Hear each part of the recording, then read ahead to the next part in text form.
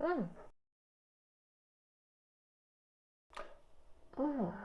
Oh, hello there. Are you also tired of expensive dresses? Well, why not make one yourself? It's just as expensive, it takes a lot of time and effort, but at least the end result will not be as good as you wanted it to be. So what's not to love? Today, we'll be making a Valentine's dress, or a revenge dress, depending on your current situation, really. So stick around and maybe at least you learned something. To make the pattern for this dress, we will start off with a basic bodice pattern, and I will link to some in the description below. Next, I'll mark the length from my waist to the floor, mark the center of my knee, extend the skirt by half of its original width, and make sure the straight line from the knee is the same length as the sloped line. The same principle was applied for the back of the dress, where the longer you make this line, the longer the train of the dress will be. Next, I drew in my desired shape for the front bodice and the back bodice.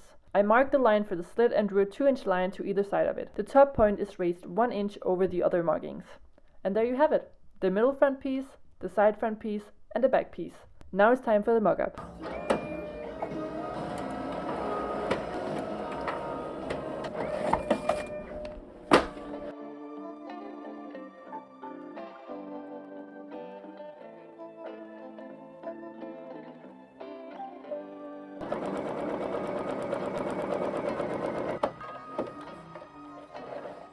Alright, so I made a mock-up in my lining fabric. I had hoped that this would just work out perfectly and I didn't have to make any alterations, so that's why I made it in my lining fabric. Also, this lining fabric is very cheap, so it doesn't really matter. Anyways, it did not work out. My behind could not be confined, so I have to let out the hips a little bit just to make room. I think I want to do a little more curved edge here just to give a little more coverage. And obviously, I made a mistake when cutting out the fabric. I cut out 2 slits when I was only supposed to cut out 1. And then I'm also gonna raise the slit a little bit by like 4 inches. Other than that, I think it looks pretty good. So yeah, let's go make those changes and then I'll come back.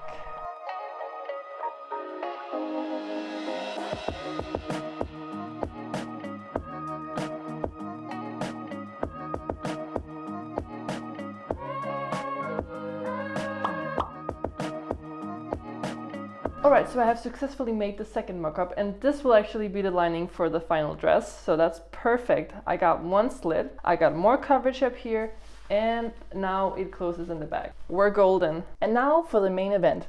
Well, I guess technically revealing the dress would be the main event, and this is not that. This is the fabric reveal. For this dress, I'm using a sequin fabric. As you can see, it reflects the light nicely. I have like 5 meters or 7 meters, I'm not really sure. The important part is I have enough. So the next steps will be to cut out the sequin fabric, sew it together. Then we're gonna make some straps, and then we're gonna attach the sequin fabric to the lining fabric, and then we're actually done. So let's go do that.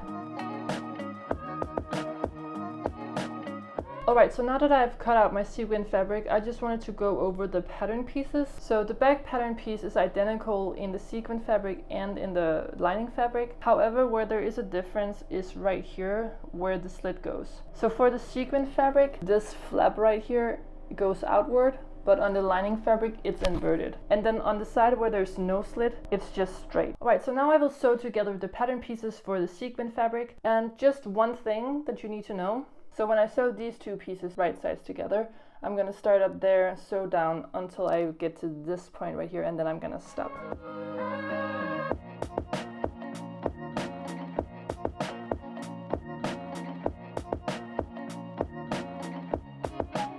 Alright, so here we have the lining pieces sewn together and we have the fabric pieces sewn together. And as you can see here, for the slit in the lining fabric, I'm kind of missing some fabric, but that fabric is added over here to the sequin fabric. And then when we sew the lining and the sequin fabric together, the flap will kind of go inward and work as a lining as well. Okay, but now I just need to check something, because the slit of the lining and the slit of the sequin fabric doesn't line up the way I thought they would. So I just need to figure out if I made a mistake when drafting the pattern, or if I'm just too genius to even understand myself sometimes.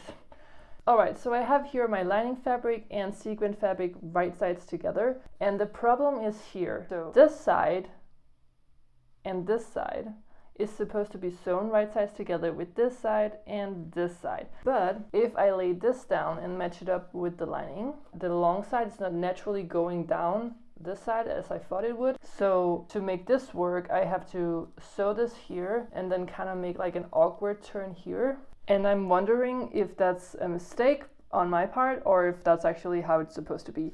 So I'm gonna try and pin this now and figure it out. Okay, so I got it pinned together now, and as you can see, here's the awkward turn. And now I'm gonna flip the fabric right side out. Alright, so here's the dress turned right side out, and as you can see, this is where I pinned. So now the sequin fabric is kind of forced to go towards the lining side. So I did not make a mistake. I'm just a genius. Alright, so I just sewed together the slit of the lining fabric together with the slit of the sequin fabric, and this is how it turned out. So this is the inside of the lining, and this is what you will see when you're putting on the dress. And as you can see, you'll just have a little bit of the sequin fabric on the lining side, and I think that makes the dress look more professional. Alright, the next step will be to sandwich some straps between the sequin layer and the lining layer, and then sew up the top edge.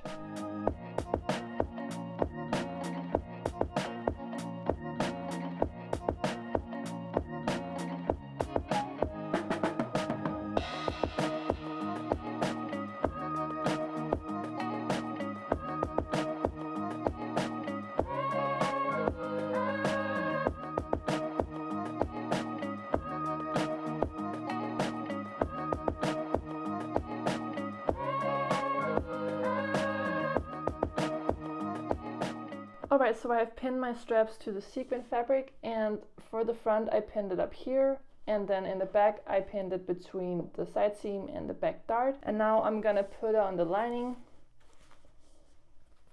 and sew across the top edge to secure the straps in between the layers. Alright, so I have attached the straps to the dress, so let's put it on. So yeah, with a keen eye, you might be able to tell that I made the straps way too long. So I'm gonna have to adjust those, and then I'm also gonna understitch the seam allowance to the lining just to keep it from turning out like it is right now. And then after that, we're gonna install the zipper. But like, if you see past the fact that this should be up here, I think the dress is actually looking really good, and I am very happy with how it is turning out. Alright, so I have shortened the straps, and I have also understitched the seam allowance to the lining. The next step is to install an invisible zipper, and I'm just gonna install it between these two layers. And then after I've done that, I'm just gonna close the back seam and close the hem, and then the dress is actually finished, so let's do it.